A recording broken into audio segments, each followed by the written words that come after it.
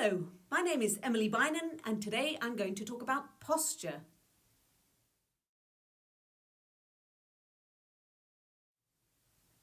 A good posture is not only important for being able to play without pain or injury. When I'm teaching, I often ask a student at the start of the lesson or masterclass what they'd most like to focus on or which aspect of their playing it is that they'd most like to improve.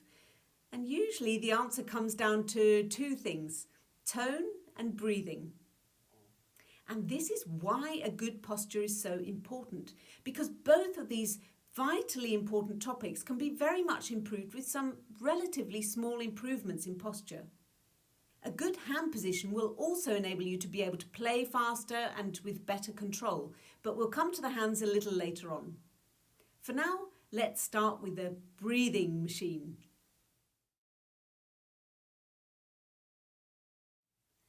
Our torso needs to be in the most relaxed position possible to enable the air to come in. And once we have that air in our chest, we need to make sure that we are completely relaxed so the air can move freely in the resonating chamber, the chest. So I'm going to suggest you start by standing with your back against the wall. Your bottom and shoulder blades should be touching the wall. Make sure that your feet are about a shoulder's width apart and a little way away from the wall. Something like 20 or 25 centimetres should be about right. Check that your knees are soft and lightly bent. We're not doing wall sits or wall squats here, but just make sure they're not locked. And the small of your back has a natural curve, so this won't be touching the wall. I can actually put my hand in there. The back of your head will be gently resting against the wall. You should have the feeling that you could sit there in a fairly relaxed manner for 5 minutes, say. If it's not quite comfortable, play around with the distance your feet are away from the wall or how bent your knees are until you feel quite relaxed and at ease. Your torso is straight and relaxed. In this comfortable, supported position, your breathing machine is at its most relaxed and efficient.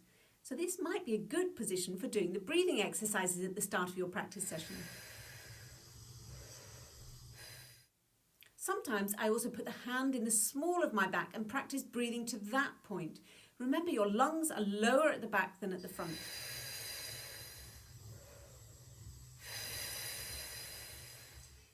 If you don't have your own set of breathing exercises, I'll put a link up here to my 2 breathing videos, which might give you some ideas. Whatever your level, breathing exercises are a really useful and important part of anyone's practice routine. It doesn't need to be more than a few minutes, but do them. The other great thing about this position is that your resonating chamber is also in its optimal position. Your chest is free and open, and so the sound in your air column will be able to resonate freely in your chest. This is for a large part what determines your sound. Think of how great singers stand. Their shoulders are always relaxed and the chest is free to resonate. The same is true of flute playing. If you have a tendency to roll your shoulders forward or bend forwards as you play, then you might like to practice by holding a piece of paper underneath your shoulder blade. Any time that your shoulder bends forward and loses contact with the wall, the paper will fall.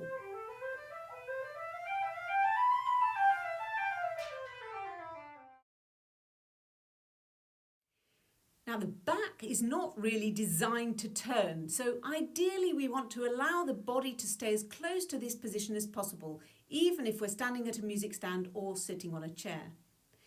The part of our body which is good at turning is the neck. Now, of course, as human beings, we can't turn our head through 270 degrees like amazing owls, but feel the freedom we have to move our neck without moving the shoulders or involving the back. So the next step is to turn your neck to the left about 30 to 45 degrees, and above all, make sure that your right shoulder doesn't get involved in this movement. It stays against the wall. The next step is crucial, and that is to bring the flute up to your face. Don't reach your neck out to meet the flute halfway. That's what I call the tortoise neck position, and it puts a huge strain on your neck and will negatively affect your sound. So if you've taken these steps correctly, the flute should now be held out in front of you at an angle of about 30 to 45 degrees to your back. So if your back is on the wall, think of your music stand as being at an angle of about 30 to 45 degrees to the wall, and your flute is going to be parallel with the music stand. Now let's take a step away from the wall and see if we can build up this same posture without its help. Step 1. Feet are a shoulder width apart. Toes are facing the front and your weight is distributed evenly between both feet. By the way, if you turn your feet out too much, you may put an unnecessary strain on your lower back. Step 2. Check that your knees are nice and soft and relaxed and above your ankles, not bent over your toes. Step 3, moving up, check that your hips are nicely above your knees and ankles, no twisting of the legs. Now it's really important that our hips and pelvic girdle are loose when playing the flute for good breathing. You need to be able to let go quickly and really relax those lower stomach muscles to let the air in. And that's pretty much impossible if your bottom and your hips are too tensed. So one exercise I often do before going on stage is just turning a few circles with the hips, starting with small ones and then gradually getting bigger without moving your torso too much. There's a particularly important muscle which is easily overlooked. It's called the psoas and it attaches to the inside of the femur, the thigh bone, goes through the pelvic girdle and connects to the lower spine. I find that visualizing that muscle relaxing and softening really helps enormously. Then, keeping your torso as we had when we were against the wall. Step 4, check that your shoulders are above your hips. No turning. Step 5, then turn your neck, not your back. Then step 6, bring the flute to your face.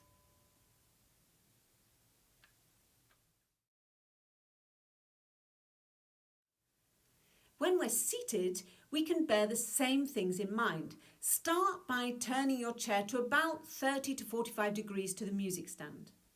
Then have your feet firmly on the floor in a position where you could stand up in an instant without having to readjust them. Sitting up on your sitting bones, thinking of that imaginary wall behind your back so that you don't stoop forward. Your shoulders are relaxed and you turn your neck through 30 to 45 degrees and you bring the flute to your face. Don't reach out your neck to meet the flute halfway.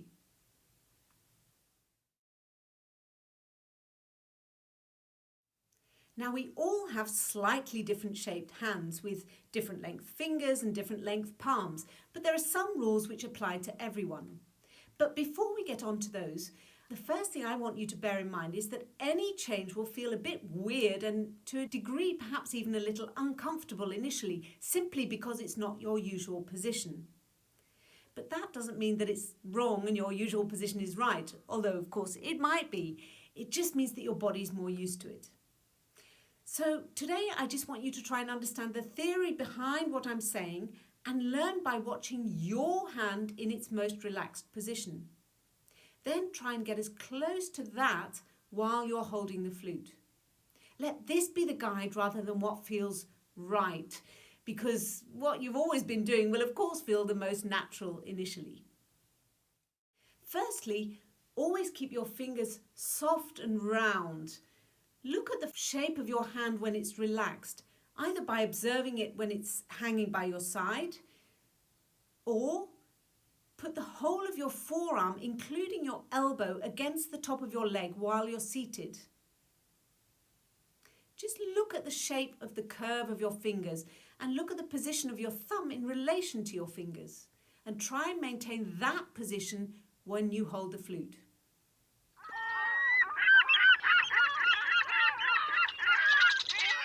If you put your thumb across your palm, then you're increasing the tension of your hand, and it has to find an equal and opposite tension in the little finger, which encourages that position which I call the bird claw grip.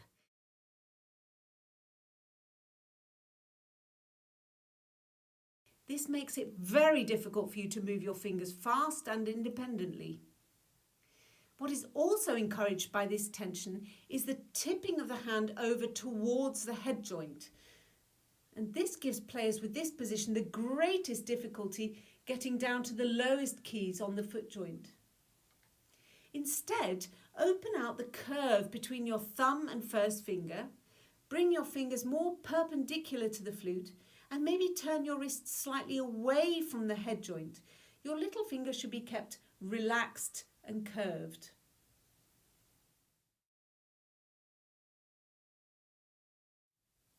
Now the problem is that the mechanism of the flute is all on the back of the tube,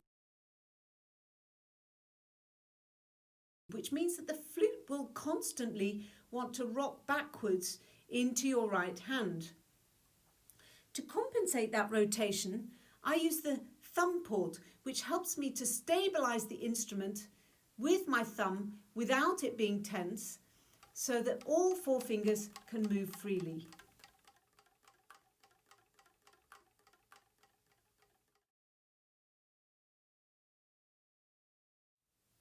For the left hand, again, keep the fingers as soft and round as possible, and personally I would always suggest an offset G key unless you have particularly long fingers. So the left hand curves softly underneath the flute and the thumb is relaxed and pretty straight, so that way it can move quickly and easily between the B natural and B flat key. Where exactly the weight of the flute falls on the index finger depends somewhat on the length of your palm and your fingers, but for me, I rest it on the first knuckle of the index finger. So there are three places which we use to support the flute: the right hand thumb, the left index finger, and the chin just underneath the lips. You should be able to hold the flute steadily with just those three places. If you can't find this balance, then you're probably using your right hand little finger to hold the flute too, which will make lifting it off and moving it around those 3 or 4 keys of the foot joint very difficult. As you're playing, try and keep your fingers nicely rounded and as close to the keys as possible. It will help you to move your fingers faster and give you a better legato. Now, if your torso and your shoulders are nice and relaxed and your hands are relaxed, then your elbows can just hang down quite comfortably. You don't need to hold the flute exactly parallel to the ceiling. Dropping it a little is fine, but make sure it doesn't get too low, otherwise you put a lot of unnecessary strain on your neck.